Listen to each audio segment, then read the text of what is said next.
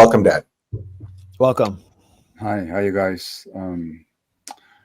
It's one of those situations where somebody who deals with trauma in my work and who speaks so much, and words really are my métier, the words fail me at this point. Um, it's difficult to explain how I perceive the situation, but in a certain deep sense, I feel that it's the worst thing I've seen in my whole life. And it's impossible to compare atrocities. I mean, nothing compares with the mechanized murder of 5, 6 million Jews by the Nazis. Uh, what can compare to the slaughter of 3 million Vietnamese civilians by the Americans? The many murders and mass killings that are not even reported in the Western press, such as the Indonesian genocide in East Timor, such as the killing of 100,000 Guatemalan indigenous people in the 1990s by the American and Israeli trained brutal military in that country. One could go on. But what is different about this is that I've never seen anything so publicly committed, such atrocities perpetrated on television, and the victims are presented as the perpetrators, and either this spectacle, this obscene, vicious spectacle that we're subjected to, is either supported or condoned by the major media, and all the politicians. Now, um, it's obligatory, and I think it's even necessary to say, this is my point of view, is that what happened on October 7th wasn't justifiable. That the killings of civilians, whatever details may yet emerge about intentions or what actually happened, that's not something that should have happened. That was something horrible, and it was an atrocity. But even the need to say that comes out of a culture in which the atrocities of the other side are never called out. No Israeli spokesman, when they talk about their policies, ever asked, "Do you condemn the pogrom at Hawara in the West Bank earlier this year? Do you condemn the killings of Palestinian children by settlers? Do you do you condemn the regular attacks by the settlers? Do you understand that the former deputy chief of staff of the Israeli army said that the situation of the Palestinians in the West Bank reminds him of the situation of Jews in Germany? Is this even reported in the Western press?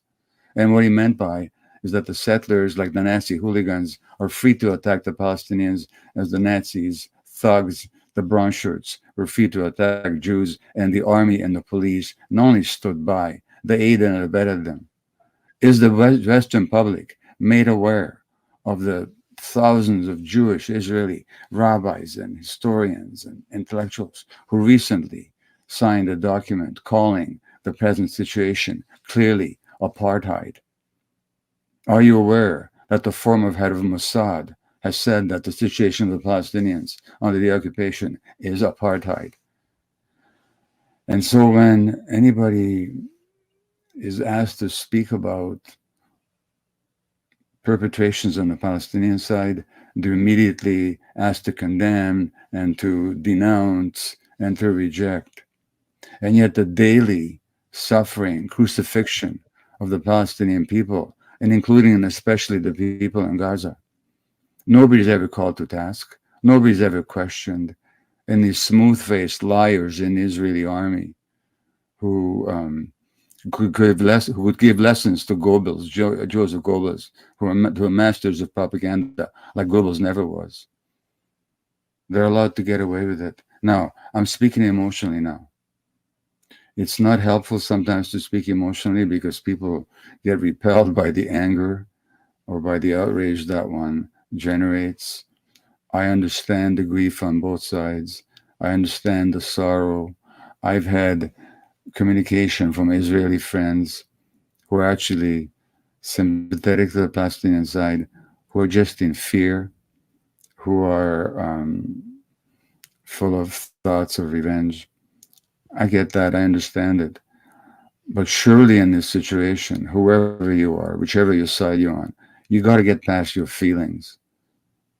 You can understand your feelings, you can accept them, but you owe, if you want truth, and if you want peace, and if you want justice, you can't just go by feelings.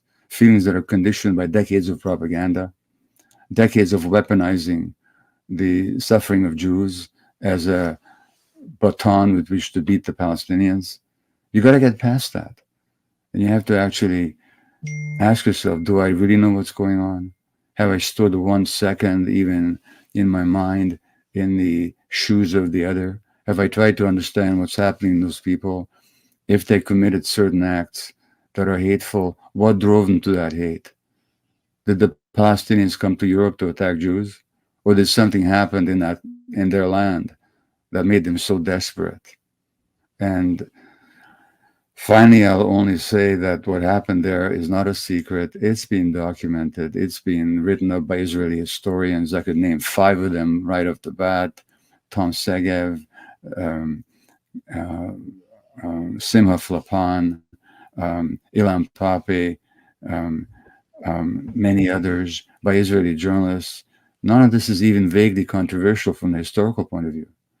And the fact that we live in such a bubble, and this bubble is created by the same Western press that brought us the Iraq War and the weapons of mass destruction, and yes, the Kuwaiti incubator children, leading to the death of 500,000 Iraqi civilians. The same Western press that brought us the Vietnam War. When Martin Luther King spoke out against the Vietnam War, do you remember what the New York Times said? New York Times said, this time he crossed over the line. It's that same press. You might want to ask yourself, why are there so either passive or enthusiastic cheerleaders for this genocide? Are you really going to trust them? Are you going to try and find out for yourself? So, yes, I'm speaking with a lot of emotion now. I did give it into you an extensive one, a longer one, not so emotionally laden as these words have been now. But in light of the latest news from Gaza, with the apparently the cell phones and internet being cut off, and the bombings being escalated, you know what? I'm upset. I'm really upset. I have a lot of feelings of pain. I know what happened to my own people. Nothing that happened to us in any way justifies what's going on right now. I'll stop there. Uh, Gabor, well, we should definitely do a more extensive interview with you, examining the psyche of Zionism in this current era, in this current phase, and possibly even the psyche of a population like that in Gaza Strip, which has been totally betrayed by the world and has taken on the role of one of history's greatest, most tormented victims, but which also is determined to resist with arms. But I want to get you now, before you go, to just respond to one thing. I just want to get your response to some comments Benjamin Netanyahu made before escalating the assault on Gaza. Hmm. Sorry, and we lost volume there, so I started over. People of the light, they are the people of darkness, and light shall triumph over darkness. Let's hear that People of again. the light, they are the people of darkness, and light shall triumph over darkness. Citizens of Israel, October 7th was a very dark and black day in our history. We will fully investigate what had happened at our southern border, the border with Gaza.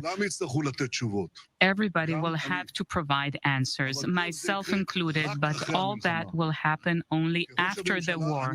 As a prime minister, I'm responsible for guaranteeing the future of this country, and now my role is to lead all Israelis, the state of Israel and the people of Israel, to an overpowering victory. victory. It is now a time to come together for one purpose, to storm ahead to achieve victory. With joint forces and a profound belief in our justness, a profound belief in the eternity of the Jewish people, we shall realize the prophecy of Isaiah. There will no longer be stealing at your borders, and your gates will be of glory. Together we will fight. Together we will win. People of the So he starts off by referring to people of the light versus people of the darkness. I'm happy to respond. I completely agree with Netanyahu. The light will triumph over the darkness. He's just a bit confused as to what represents light and darkness. He's one of the darkest minds on the world stage right now. He dares quote prophecy. I'll give him prophecy. It says in the Tanakh, "Thou shalt not oppress a stranger, for you know the heart of a stranger, you who yourself strangers in Egypt." And what Netanyahu has devoted his career to is oppressing the other. And he dares prattle on about light. What we're witnessing there, and you know, with Netanyahu, it's like with many other politicians, turn off the sound. Just listen to their body language. What you're seeing there is a person so alienated from his humanity, so committed to his ego, that, as they say in Hungarian, whatever he says, not even the opposite is true. It's so false, not even the opposite is true. And yeah, Bibi, the light will triumph, despite whatever you can do. And you have a lot of power to impose a lot of suffering, and you will, because that's your nature. That's what you committed to.